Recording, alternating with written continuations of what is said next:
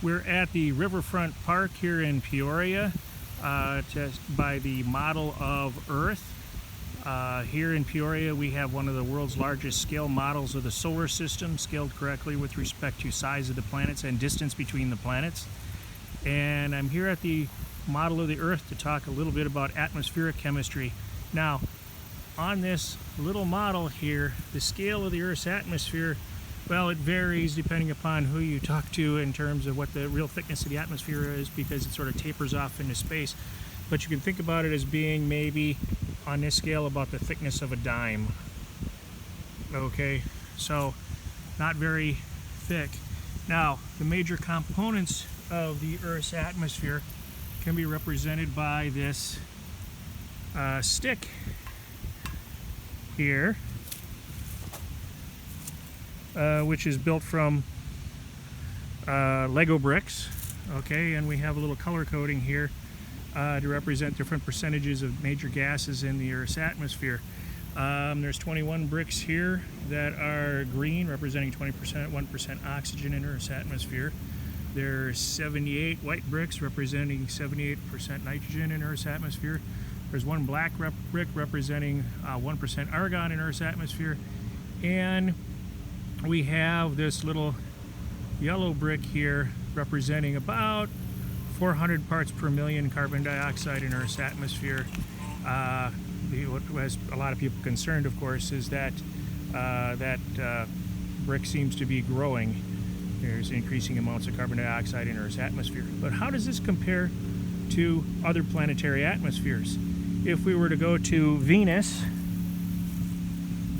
which the model of the Venus is that way down the path, south along the riverfront. Okay, the Venus's atmosphere would look quite a bit different here. We can see that Venus's atmosphere would have this sort of look like this on the same scale. Vast majority of Venus's atmosphere is carbon dioxide, represented by the yellow bricks. And you remember what the white bricks represent? That would be nitrogen. So there's just a little bit of nitrogen in Venus's atmosphere. The vast majority of it is carbon dioxide. Okay, if we were to head north along this riverfront trail, we would get to the model of Mars, and we can talk about the composition of Mars's atmosphere.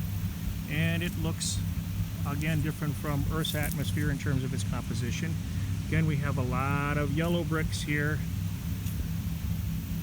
indicating that Mars's atmosphere has a lot of carbon dioxide, but it also has a little bit of nitrogen, represented by those two white bricks, and a little bit of argon, represented by those two black bricks. And it actually has a very small amount of oxygen gas in it, way less than the 21% oxygen that we have in Earth's atmosphere. So let me compare those three brick stacks with each other.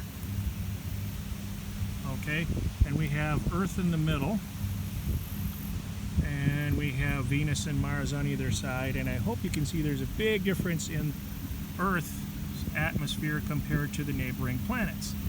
And one of those big differences is that Earth's atmosphere has a lot of oxygen relative to those two neighboring planets, and a lot less carbon dioxide.